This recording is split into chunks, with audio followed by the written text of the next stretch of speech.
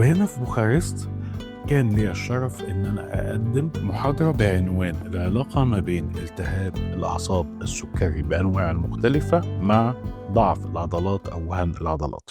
So, my presentation today is about a small study we did at the center I work at back home in Cairo, Egypt. It was a local study on our clinic population. We were trying to assess the characteristics of patients with sarcopenia. Sarcopenia has recently emerged as an extremely under-recognized disease. The reason for this is came out with the GLP-1 use, and suddenly everyone discovered that there is something called sarcopenia and it's a big problem, and people started looking at it. So I thought, okay, why don't we measure it, see what type of patient has sarcopenia, what goes on. So basically the study design was basically we recruited 200 patients from my clinic.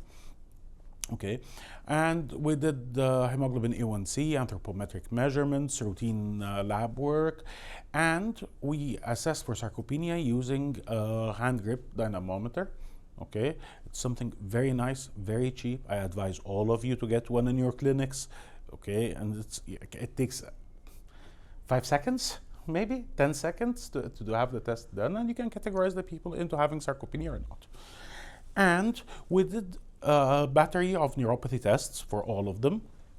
We checked for large fiber neuropathy using biothiometry. Our cutoff value was 25 millivolts. We checked for small fiber neuropathy using pseudoscan. Our cutoff value was less than 70 microsiemens, and we did we checked for cardiac autonomic neuropathy using the Vegas device.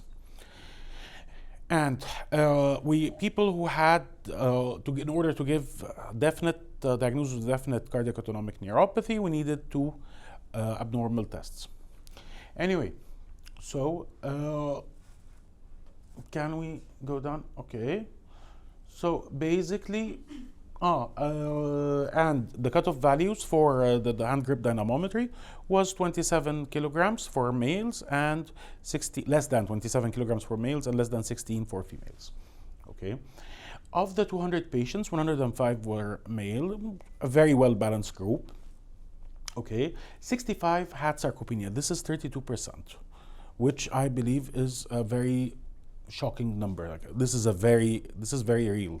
These people are like 3 out of each 10 patients will have some degree of sarcopenia. The median age for the study group was 51 and 56. Patients who had sarcopenia tend to be a bit older. Okay, they were 55 and 60. Mean hemoglobin A1C was 7.95, which I believe would be the norm for any diabetes clinic anywhere. And our mean duration of diabetes was 11.9 years. Now, the next point is very important. Last year, we presented the prevalence of cardiac autonomic neuropathy in the Egyptian population with diabetes. I had a shocking 80% to 78% of our patients have at least one positive cardiac autonomic neuropathy test. Here it came out the same result. 76% of our patients had at least one abnormal cardiac autonomic neuropathy value. Okay, I believe we're higher than anyone else anywhere on earth, and I haven't got a clue why, but these are the numbers. Anyway, so we checked, we correlated it with BMI. There was no correlation, statistically insignificant, but we had positive statistical correlation between sarcopenia and all forms of neuropathy, whether cardiac autonomic neuropathy, small fiber neuropathy, large fiber neuropathy. It also correlated with CKD. It correlated with ischemic heart disease. We checked for correlation with drug classes, as of course the thing which triggered the whole thing was the use of GLP-1s. And I don't know, maybe it's because the study sample is pretty smallish. We're talking only about 200 patients. There was no correlation with any class of anti-diabetic drugs. Okay.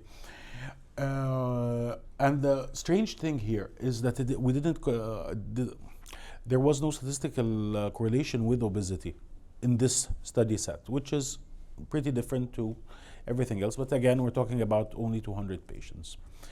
The other thing which came out is that people who had a slower heart rate, for some reason, tend to have a higher correlation with sarcopenia. I have no clue what this means. Okay, but it is something in order to look further into. So, in conclusion, sarcopenia is pretty prevalent. We're talking about 30+% of the of the type 2 diabetes population. It correlates with any form of neuropathy. It correlates with any other comorbidity, whether it's cardiovascular, whether it's renal. And in this study group, it did not correlate with obesity. Thank you. Of course, there's a question about drugs, but you answered that. Did you ask about physical activity? Okay, let me look at it this way. The very few who had high physical activity among the study group were, strangely enough, among the sarcopenia people, which is the exact opposite of anything I would think about. But to be fair, there is something which is very unique to the Egyptian population. Our diet is fully based on carbohydrates and is very low in proteins. Okay, I didn't go like this is a good idea for a study for next year. Okay, yes, the average, I can ask people for their nutritional intake and see how much protein there is in their diet by gram per day, okay, compared to carbohydrates, because like this is a very valid point. Okay, thank you.